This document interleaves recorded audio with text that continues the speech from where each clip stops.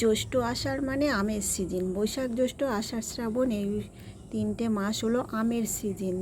কি বলো বন্ধুরা? এই সময়ে যেমন গরম পড়ে তেমন বর্ষা, কিন্তু সুস্বাদু আমও পাওয়া যায়। দেখো তোমাদের দাদাভাই কতগুলো আম নিয়ে এসেছে। যেই রাস্তা দিয়ে মানে অফিসে যায় সেই রাস্তাতেই আমের বাগান পড়ে মাঝদিয়া। তোমরা জানো কি না জানি না, সেখানেই কিন্তু প্রচুর পরিমাণের আমের বাগান আছে। সেখান থেকে বাগান থেকেই আর কি আনি। তো এবার আমরা কিন্তু একটা আমও কিনে খাইনি, জানো তো।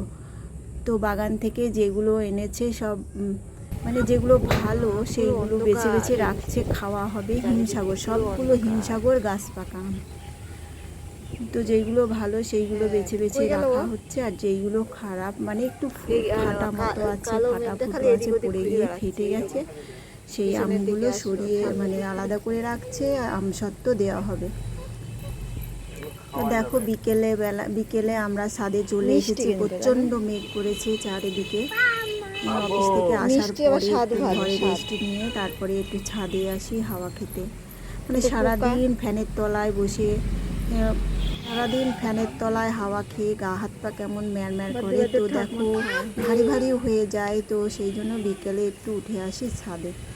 তো ছাদে এসে একটু বসতেই দেখো কেমন মেঘ করেছে চারিদিকে, আর বাতাস ঝোড়ো হাওয়া বইতে শুরু করেছে। মেয়েটাও এসছে, বড় মেয়ে আসেনি, ও পড়তে গেছে, আর ছোটোটাকে নিয়ে এসেছি।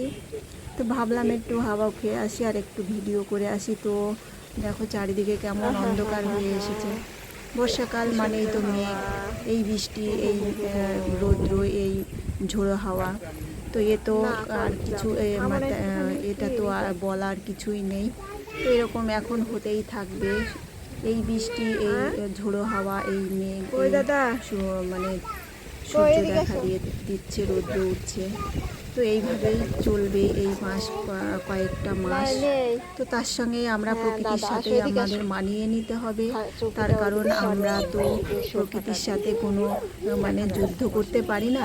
প্রকৃতি যেইভাবেই চলবে আমাদেরও সেইভাবেই চলতে হবে।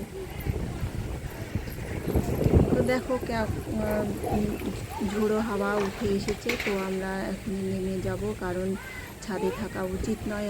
এখন মেঘ ডাকছে, প্রচণ্ড মেঘ ডাকছে। বাচ্চা নিয়ে এসেছি, ছোটো মেয়েটা আছে এখানে। ও ছাদে আসলে খুব আনন্দ করে, কেন তো ছাদে উঠলে ও ভীষণ আনন্দ করে।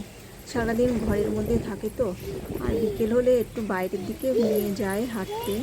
প্রত্যেক দিন যাওয়া হয় না, কারণ এই যে মেঘ উঠে এসেছে, আজকে আর যাওয়া হবে না। সেই জন্য একটু ভাবলাম যে ছাদেই ঘুরিয়ে নিয়ে আসি।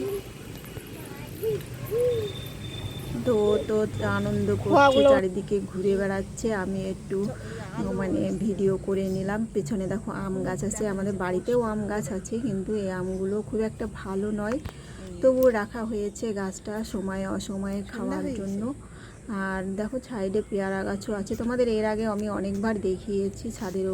ছাদের সাইড দিয়ে আম গাছ, পেয়ারা গাছ আছে। তো বাড়িতে বলতে শুধু কাঁঠাল গাছটাই নেই, ফলের গাছ টুকটাক দু একটা আছে। তো কাঁঠাল গাছটা করা হয়নি, কাঁঠাল গাছটা লাগাতে হবে।